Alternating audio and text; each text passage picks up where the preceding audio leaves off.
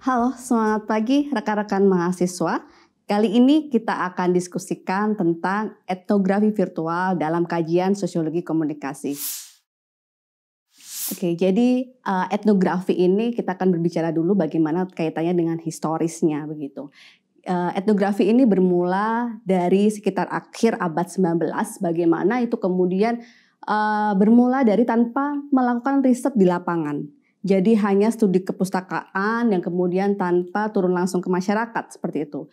Kemudian itu yang kemudian disebut dengan etnografi klasik. Nah, kemudian selanjutnya berjalan berkembang menjadi sebuah etnografi modern, bagaimana kemudian etnografer sudah mulai turun ke lapangan melihat secara langsung bagaimana kondisi kultur budaya di dalam masyarakat seperti itu. Nah, kemudian baru berkembang kepada etnografi baru. Etnografi ini selangkah lebih berkembang di era-era tahun 1960-an, bagaimana kemudian mulai menganalisis kaitannya terkait domain, taksonomi, kemudian komponen dan tema budaya.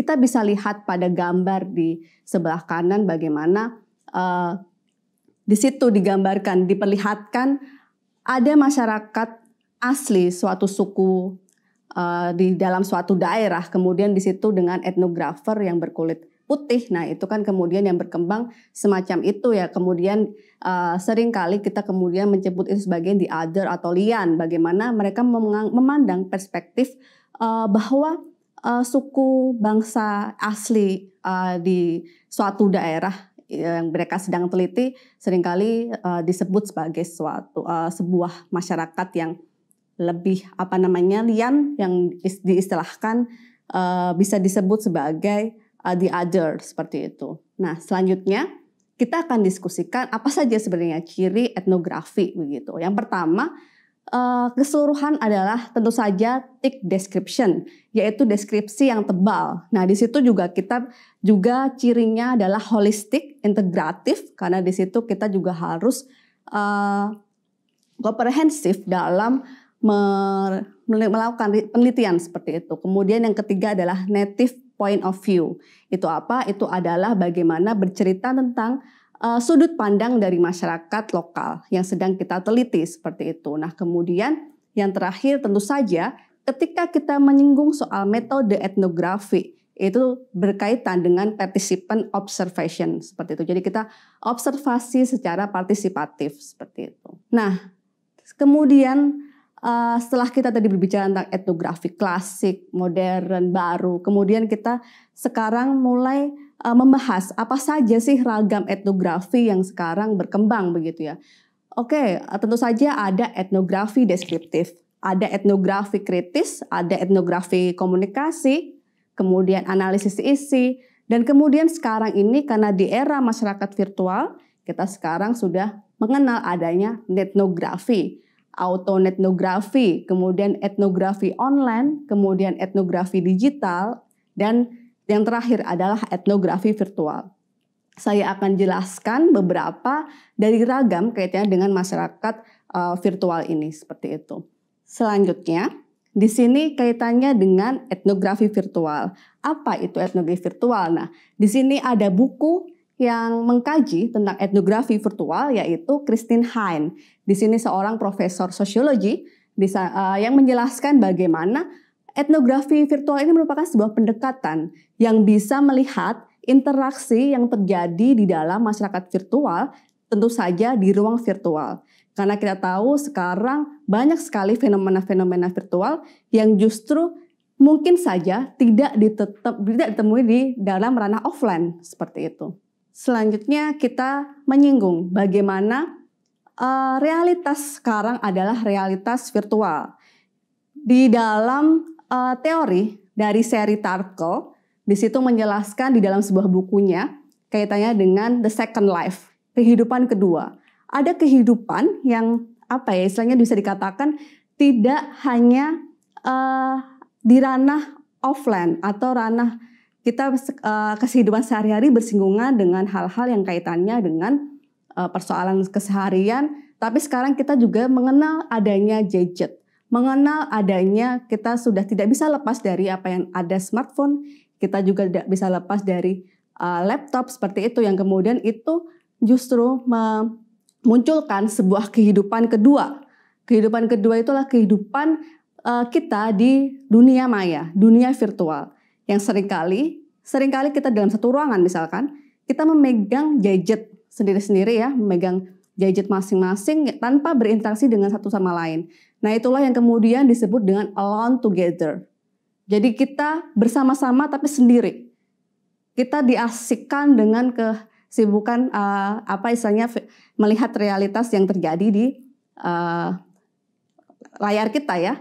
Kita bisa lihat sebagai itu adalah sebuah screen time yang bagaimana kemudian screen time kita justru lebih tinggi. Bagaimana waktu layar kita itu justru lebih tinggi dibandingkan dengan interaksi secara langsung dengan orang-orang terdekat kita. Mungkin saja seperti itu. Nah, makanya realitas sekarang ini bergeser lebih banyak kepada fenomena virtual seperti itu. Nah, kemudian dari situ kita memerlukan adanya pendekatan atau metode dalam penelitian seperti halnya online etnografi, kemudian etnografi, digital etnografi, kemudian ada virtual etnografi, seperti itu. Ya, jadi di dalam metode etnografi virtual kita mengenal adanya unit analisis di dalam metode ini. Nah, misalkan kita bisa sebut salah satunya adalah objek media. Itu berbicara bagaimana interaksi virtual yang terjadi di dalam masyarakat virtual seperti itu. Yang kedua, kemudian kita tentu saja berbicara tentang ruang media. Ruang media tidak hanya berbicara tentu saja apalagi ranah virtual, tentu saja tidak berbicara fisik secara fisik ya, ruang secara fisik, tetapi itu adalah ruang yang memang kita bisa lihat adanya struktur, adanya hubungan antara masyarakat satu dengan yang lain di dalam ranah virtual seperti itu. Itulah yang dikaji. Yang kemudian ada unit analisis ketiga yaitu pengalaman tentu saja. Karena di situ ada efek atau dampak dari adanya fenomena virtual yang berkembang. Misalkan kita kaitkan dengan hoax seperti itu. Selanjutnya ada dokumen media yang disebut kita istilahkan dengan isi atau konten di dalam media. Di dalam realitas yang terjadi di dalam media tersebut seperti apa. Itu yang unit analisis seperti itu. Selanjutnya, kita akan mendiskusikan juga kaitannya. Jadi, kalian bisa membaca kaitannya dengan buku Kozinet yang berbicara tentang etnografi. Di dalam buku itu disebutkan ada perbedaan, ada klasifikasi antara pure etnografi dengan pure etnografi. Ketika berbicara pure etnografi, tentu saja kita masih berbicara kaitannya dengan interaksi yang terjadi masih face to face ya, melihat kultur secara masih yang itu tadi yang masih terjun ke lapangan, ke masyarakat, berinteraksi, beradaptasi, bagaimana kemudian bisa berinteraksi secara langsung dengan masyarakat seperti itu. Tapi beda dengan pure etnografi. Ketika kita sudah masuk ke pure etnografi, tentu saja itu sudah berbicara bagaimana kita melihat objek kajian kita di dalam masyarakat virtual. Seperti itu. Jadi berbedanya itu. Jadi offline dengan online. Nah, di antara keduanya itu ada yang disebut dengan blended etnografi. Jadi perpaduan antara yang online juga yang offline. Jadi kita objek kajian di dalam riset kita membandingkan keduanya. Seperti itu.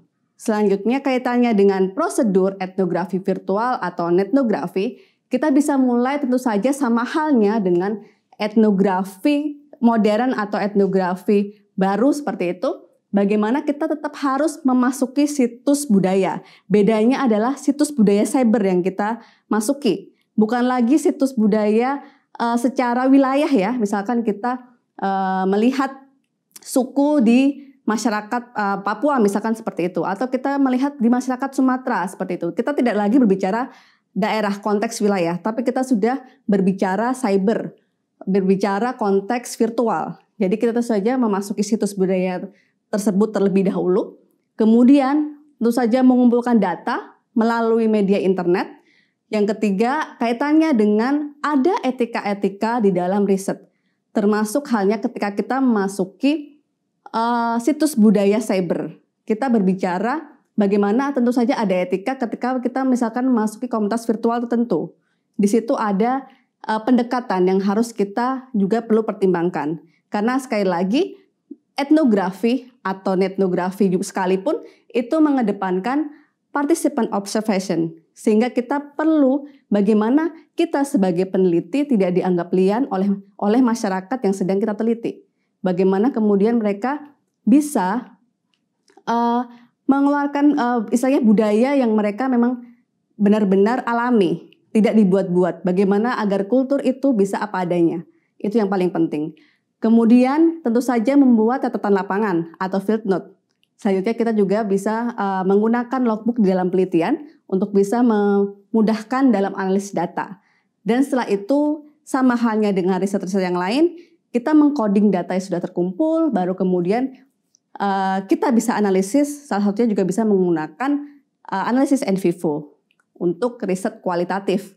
Jadi tidak hanya riset kuantitatif ya yang punyai alat bantu seperti itu. Selanjutnya setelah selesai analisis, kita bisa memulai dengan menulis catatan etnografi. Nah itu makanya seringkali catatan-catatan etnografi itu dibuat dalam sebuah buku. Seperti itu. Nah di situ baru kemudian tentu saja kita keluar dari budaya dari komunitas virtual yang telah kita teliti. Seperti itu. Oke, saya selanjutnya akan menjelaskan bagaimana pengaplikasian tadi ada ragam etnografi virtual, kemudian ada netnografi di situ misalkan, kemudian ada blended netnografi, ada kemudian disebut auto netnografi seperti itu. Nah, yang pertama saya akan menjelaskan kaitannya contoh untuk blended netnografi. Saya akan menjelaskan salah satu riset saya kaitannya dengan artificial intelligence Gojek. Nah, di sini bisa dilihat di sini riset ini saya menjelaskan bagaimana pengaruh artificial intelligence di dalam aplikasi Gojek. Di sini kaitannya dengan hal pertama misalkan representasi media seperti apa. Kemudian konsumsi di dalam masyarakat terjadi seperti apa. Kemudian bagaimana drobologi atau ruang kecepatan yang terjadi di dalam aplikasi Gojek. Seperti itu. Nah, ini menggunakan blended netnografi. Ketika saya memakai metode blended netnografi, yang akan saya lakukan adalah mencari data baik ranah offline maupun online. Saya perbandingkan keduanya. Jadi saya melihat bagaimana realitas virtual yang terjadi di media-media sosial kaitannya dengan Gojek, penggunaan Gojek misalkan seperti itu. Kemudian saya juga mencari data di lapangan dengan mewawancarai secara langsung beberapa konsumen-konsumen Gojek atau driver seperti itu. Nah, itulah yang disebut dengan blended netnografi seperti itu. Nah, blended netnografi ini mengumpulkan data berupa bagaimana memperbandingkan data offline dengan online. Di situ kita bisa melihat bagaimana tidak hanya data itu kita dapatkan dari wawancara langsung, tapi kita juga bisa cek dari data yang terjadi di ranah virtual seperti itu. Nah, untuk contoh auto netnografi, saya bisa mencontohkan salah satu riset saya juga yaitu kaitannya dengan diaspora masyarakat Bawean. Jadi ketika kita berbicara auto netnografi, kita akan melihat riset ini bagaimana bertujuan untuk memahami atau mengamati pengalaman budaya yang dialamin oleh si peneliti sendiri ya. Jadi pengalaman personal dari peneliti bagaimana kalau dalam konteks ini saya contohkan misalkan kaitannya dengan diaspora Bawean. Seperti itu. Kita tidak lagi ketika pada etnografi klasik kita masih berbicara tentang ruang secara fisik. Makanya itu masih disebut dengan single site network. Seperti itu. Tapi ketika kita sudah berbicara etnografi, kita akan berbicara terkait dengan multi-site fieldwork seperti itu. Jadi kita bisa melihat bahwa kemudian misalkan masyarakat Bawean sekarang kemudian berdiaspora ke berbagai negara. Nah, itu kemudian yang akan menjadi beragam wilayah itu yang akan kita kaji seperti itu. Nah, menariknya ya ketika kita memakai etnografi virtual misalkan, kita akan menjumpai bagaimana kemudian realitas di dalam ranah online ini tidak kita dapatkan dalam offline. Misalkan saya mengambil salah satu contoh. Di sini saya contohkan kaitannya dengan diaspora Bawean tadi. Bagaimana kemudian ketika seorang kakak beradik malah justru bisa bertemu di ranah virtual, salah satunya melalui media sosial Facebook seperti itu. Nah itu kan ada realitas virtual yang belum tentu bisa kita temukan di dalam ranah offline seperti itu. Nah itulah hal-hal yang pengalaman-pengalaman seperti itu yang menarik untuk dikaji.